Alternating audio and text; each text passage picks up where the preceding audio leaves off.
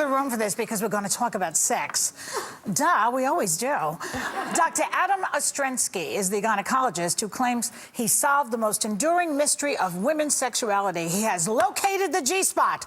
His discovery could prove once and for all it really does exist, but a lot of critics say his findings are anticlimactic. Get it? So please welcome Dr. Adam Ostrzenski. Hello, doctor. Okay. Before we talk about where it is, let's talk about what it is. What is it? What it is, from an anatomical point of view, is a small structure that is located in. I was looking for the. Oh, there it is, doctor. There it is, okay. Behind you. The best indicator is female finger. Then let me use it.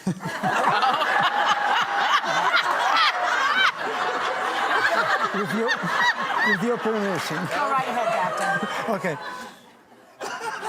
Bladder. The bladder. The bladder, the urethra. Urethra.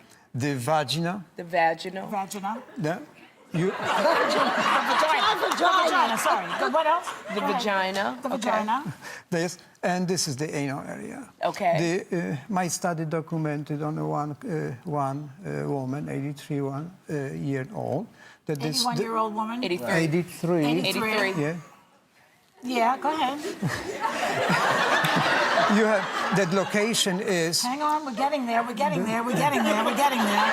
Go ahead, let me, doctor, look, this woman, okay, this woman was 83 years old and had died. So, exactly, and you examined it. So, exactly, what did you find that's important for us to know? Yeah, the very deep layer of the vagina. There is a very small, tiny structure that makes a lot of noise here and around the globe. The structure is approximately 8.1 millimeters, under 1 centimeter. It will be very tiny.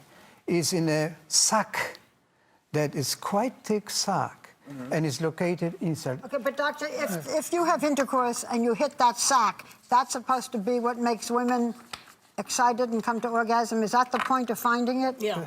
Is that it? Because you, in fairness, you are like the Magellan of the G-spot right now. Yes. Okay. Yes. Is that the point? That if you're having intercourse and you get to this point, things get better, Yeah, right? Is that it?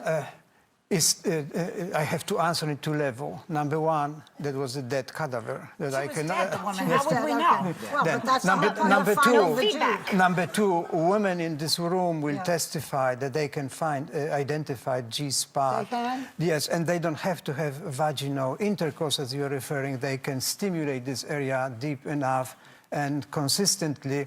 Then they will create the response, which is... I would like to just say one thing. There is no show quite like this. We have in our audience a visitor, Her Highness, and she is here from Saudi Arabia, and I can only imagine what you were thinking, Your Highness. This is a great day for you to be here in your country. You can't even drive. We're discussing G-spot. Well, she's got a G-spot, too. She might want to know, too. She's getting educated. Here's my question. Because women can find various places on their bodies to stimulate themselves, is this one of many spots that exist on the female anatomy that can bring a woman to orgasm? You already answered in your introduction of this. Yes, it is one of them.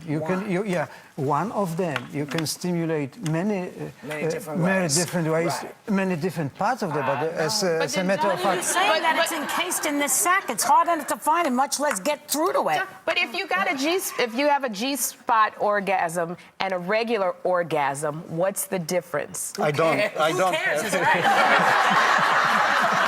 I mean, if there's a big, much more than a regular orgasm. What, Doctor? Let me explain it. Let me explain, and I'm going to use, not abuse, but use your hand. You're starting to turn me on, doctor. Why don't you come closer? Maybe you'll find mine later, during the commercial. I will not have problem. Okay. Go ahead. Can we get the She's rights in already here? excited. Well, because for me, as we discussed this once before, I sort of feel that when people say there's only one spot, that's doing a woman a disservice, because there are many different spots.